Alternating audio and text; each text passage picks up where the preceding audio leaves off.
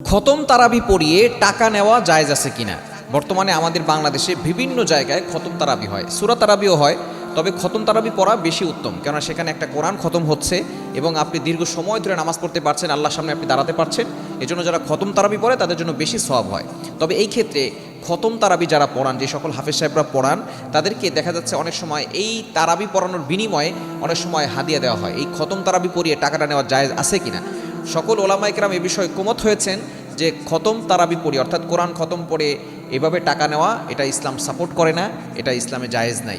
তবে এখন মূল কথা হচ্ছে, কোনো হাফেজ যদি টাকার জন্য তারাবি পড়ায় তাহলে তার অবশ্যই কবিরা গুনাহ হবে। টাকার জন্য খতম পড়ানো, টাকার জন্য তারাবি পড়ানো, এটা অবশ্যই সে গুনাহগার হবে। তবে যেহেতু হাফেজ সাহেবরা দীর্ঘ সময় ধরে তারা সেখানে পরিশ্রম দেন, এই ক্ষেত্রে যেহেতু আমরা অনেকেই হাদিয়া দিয়ে থাকি, হাদিয়ার বিষয়টা ভিন্ন, আপনি হাদিয়া দিতে পারেন, কোনো সমস্যা নাই। তবে এভাবে কন্ট্রাক্ট করা যাবে না যে খতম তারাবি পড়িয়ে আমাকে এত টাকা দিতে হবে, এই করতে হবে, সেই করতে হবে, কন্ট্রাক্ট করা সম্পূর্ণরূপে হারাম।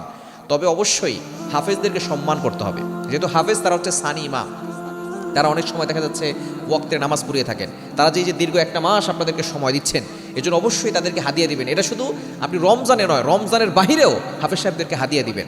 হাফেজ সাহেবদের অনেকে দেখা যাচ্ছে অসহায় আছে, অনেকে দেখা যাচ্ছে যে তারা কিছু অ্যামাউন্ট পেয়ে দেখা যাচ্ছে এই টাকা দিয়ে তাদের বাৎসরিক যে একটা খরচ চলে যায়, মাদ্রাসায় তারা পড়াশোনা করেন, এই হাফেজ সাহেবদের একটা খরচ চলে যায়। আপনি শুধু এই হাদিয়াটা শুধু তারাবির জন্য দিচ্ছেন, আপনি শুধু এটা করবেন না। আপনি হাফেজ সাহেবদেরকে, যারা অসহায় আছেন, তাদেরকে সব সময় তাদেরকে দেওয়ার চেষ্টা করবেন, যাতে করে তাদের খরচটা আপনি নিতে পারেন, তারা যাতে করে সুন্দর করে পড়াশোনা করতে পারে, সেই বিষয়ে আপনি খেয়াল রাখবেন, খোঁজখবর রাখবেন। শুধু আমরা দেখা যাচ্ছে তারাবির সময় আসলে হাফেজ সাহেবদেরকে কদর করি, তারাবি শেষ হয়ে যায় তখন আর হাফেজ সাহেবদের কদর করি না। হাফেজ যারা আছেন, যারা কোরআনটাকে মুখস্থ করেছেন, তাদেরকে আল্লাহ তাআলা এমনিতেই সম্মান দিয়েছেন। কেননা হাদিসের ভিতরে এসেছে, বুখারী শরীফের 5027 নম্বর হাদিস, খয়রুকুম মান তাআল্লামাল কুরআনা ওয়া আল্লামা, the great is a person in the world. আসমানের নিচে জমিনের উপরে সর্বশ্রেষ্ঠ হচ্ছে ওই ব্যক্তি যে কোরআন শরীফ পড়ে এবং অন্যকে শিখায়। সুতরাং যারা হাফেজ, তাদের সম্মান অনেক বেশি, এবং in the day of judgment, কিয়ামতের ময়দানে তাদের পিতামাতাকে আল্লাহ তাআলা তার যে সিংহাসন আছে, আল্লাহ তাআলার সিংহাসনের পাশে সিংহাসন দিয়ে হাফেজদের পিতামাতাকে এমনভাবে মুকুট পরিয়ে দিবে, সকল মানুষজন তাদেরকে দেখে চিনতে পারবে এরা হাফেজদের পিতামাতা। এই জন্য হাফেজদেরকে রেসপেক্ট করবেন, সম্মান করবেন, তাদেরকে ভালোবাসা দিবেন।